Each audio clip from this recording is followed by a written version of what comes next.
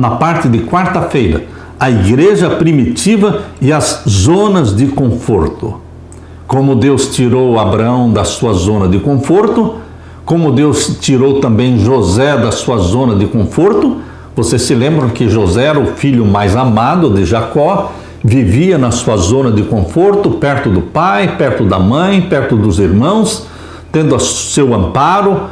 Mas Deus tirou José da sua zona de conforto, levou-o para o Egito e, sob os sofrimentos e provações, ele foi preparado para ser o governador do Egito, e Deus abençoou toda a nação.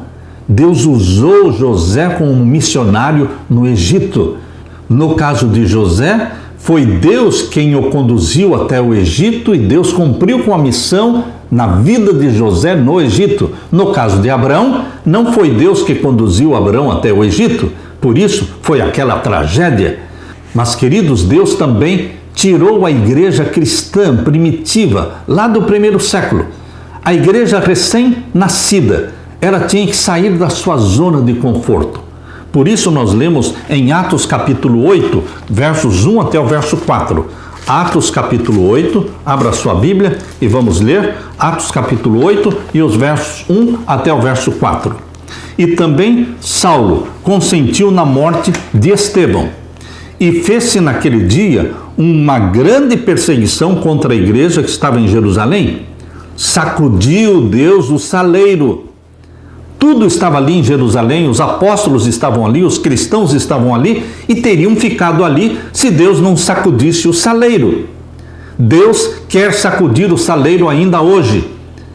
Nas instituições adventistas, nos colégios, nos internatos, nessas comunidades que se formam ao redor dos colégios adventistas, milhares de cristãos adventistas estão ali, só se alimentando de bons sermões e assistindo boas músicas. Mas, meu querido irmão, minha querida irmã, o plano de Deus é que o sal se espalhe. Deus quer sacudir o saleiro ainda hoje, assim como fez com a igreja primitiva lá no primeiro século. Por isso diz aqui, vamos ler o verso 1 até o verso 4. E também Saulo consentiu na morte de Estevão, e fez-se naquele dia uma grande perseguição contra a igreja que estava em Jerusalém, e todos foram dispersos pelas terras da Judéia e da Samaria, exceto os apóstolos. Eles não teriam se espalhado se não fosse a perseguição. Deus força as coisas para o cumprimento da missão. Verso 2. E uns varões piedosos foram enterrar Estevão e fizeram sobre ele grande pranto. E Saulo assolava a igreja, entrando pelas casas e arrastando homens e mulheres, os encerrava na prisão. Mas os que andavam dispersos iam por toda parte anunciando a palavra. Deus estava cumprindo com a missão. Até então a igreja primitiva havia estado principalmente em Jerusalém, ou dentro do território judaico, entre o povo judeu. Quando a perseguição começou, na qual Saulo, um judeu devoto e fariseu, estava ativamente envolvido, a igreja em Jerusalém foi dispersa por toda a Judéia e também pela Samaria. Jesus havia predito em Atos capítulo 1, verso 8, vocês receberão poder ao descer sobre vocês o Espírito Santo. E então serão minhas testemunhas, tanto em Jerusalém como em toda a Judéia e Samaria. Essa declaração de Jesus foi cumprida, como está declarado em Atos 8, verso 4. Os que foram dispersos iam por toda parte pregando a palavra. Mesmo depois que a igreja começou a avançar para além de Jerusalém, ou da Judéia, ou da Samaria, os cristãos ainda pregavam nas regiões dos judeus ou nos distritos do povo judeu em outras cidades. Indica que a igreja foi dispersa até a Fenícia, que é o Líbano, até Chipre, mas não pregavam a mensagem a ninguém que não fosse judeu. A mente deles ainda era uma mente fechada para o campo missionário. Queriam pregar só para judeus. Os discípulos de Jesus e da igreja primitiva não pretendiam ver os gentios aceitando o Senhor, mas apenas os judeus. Queridos, quando houve o desapontamento de 22 de outubro de 1844, surgiu então o movimento adventista do sétimo dia. A Igreja Adventista do sétimo dia nasceu da decepção de 22 de outubro de 1844. Mas eles não tinham uma visão missionária, eles não tinham uma visão para o mundo todo. Demorou eles entenderem que Deus queria que o Evangelho fosse pregado no mundo todo. Demorou que eles enviassem o primeiro missionário adventista para a Europa. Queridos, Deus tinha em mente o mundo todo para ser evangelizado, mas na igreja primitiva demorou que os discípulos entendessem isso. Também na igreja adventista, quando ela surgiu, demorou que os líderes entendessem que o campo a ser evangelizado era o mundo inteiro. Hoje Deus continua com o mesmo plano. A todas as tribos, línguas e povos, o evangelho precisa ser pregado. E Deus vai usar a perseguição para espalhar o seu povo na terra, para que o evangelho seja pregado, as 3 mensagens angélicas sejam pregadas. Os discípulos de Jesus e da igreja primitiva não pretendiam ver os gentios aceitando o Senhor, mas apenas os judeus. Eles ainda tinham visões muito estreitas sobre qual seria a missão da igreja. Pedro, um discípulo de Jesus e uma das principais figuras da igreja primitiva, era contrário a levar a mensagem do evangelho aos gentios.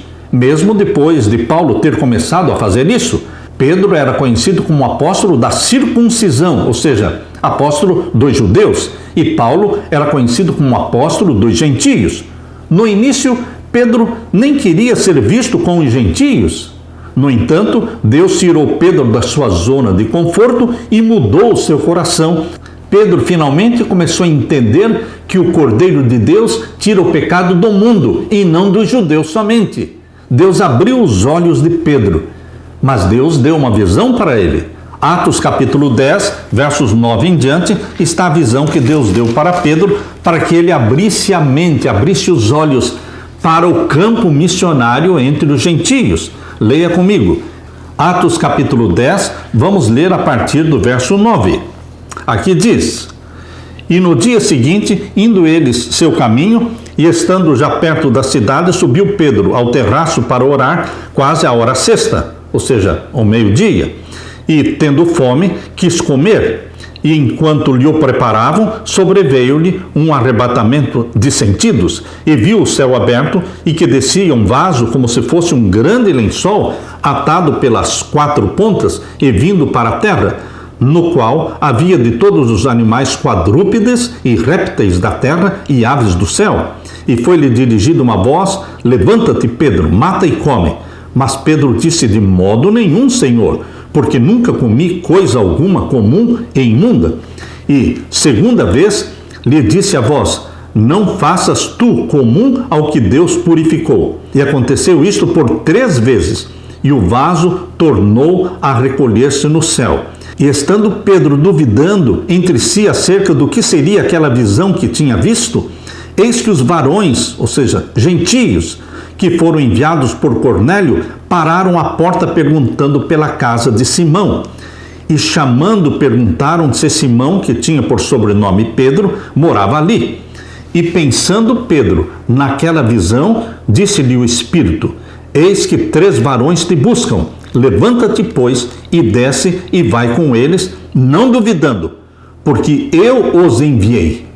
Deus deu a visão para Pedro antes dos 3 gentios aparecerem na porta da casa de Pedro, onde ele estava hospedado.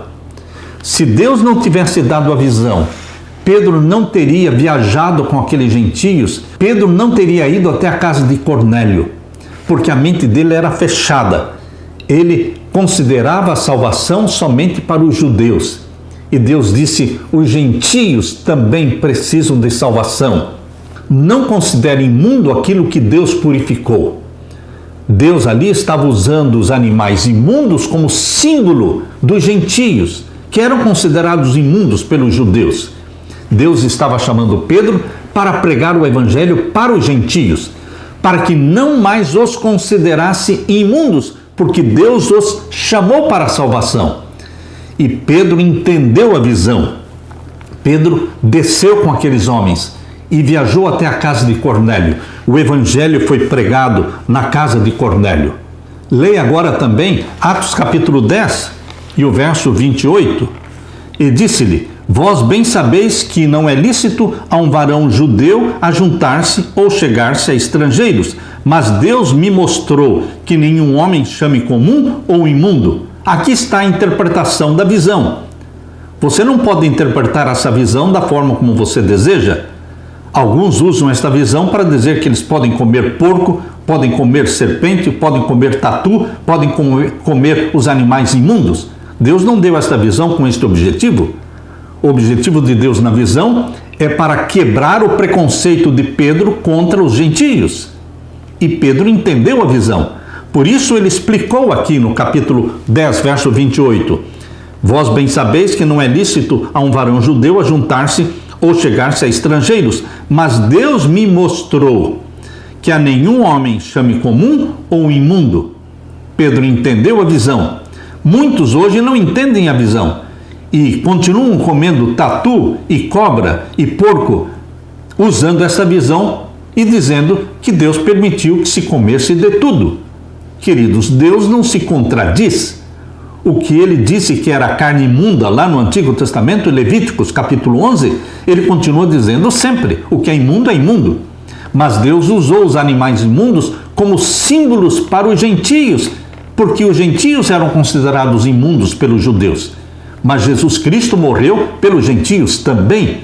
Por isso Pedro se tornou também um missionário de Deus junto aos gentios, começando aqui com a casa de Cornélio. Deus ainda quer usar você e a mim para sermos missionários. Verso 29 diz: pelo que sendo chamado vim sem contradizer. Pergunto, pois, por que mandastes me chamar? E disse Cornélio: há 4 dias estava eu em jejum até esta hora, orando em minha casa a hora 9. E eis que diante de mim se apresentou um varão com vestes resplandecentes e disse: Cornélio, a tua oração foi ouvida e as tuas esmolas estão em memória diante de Deus. Deus tem filhos e filhas sinceros no paganismo, como Cornélio. Cornélio era romano, ele pertencia à religião mitraísmo, que era adoração ao sol, mas ele era um homem sincero e Deus conversou com ele, Deus deu uma visão para ele. Queridos, Deus tem pessoas, homens e mulheres, filhos e filhas, espalhados pelo budismo, no islamismo, no hinduísmo. Deus quer salvar estas pessoas. E Deus quer quebrar o preconceito nosso, abrir os nossos olhos, para que sejamos agentes de Deus, missionários de Deus, levando o evangelho da salvação àqueles que ainda não conhecem a Jesus como Salvador. Queridos, o Espírito Santo será derramado sobre você e sobre mim para cumprirmos com esta missão. Aleluia!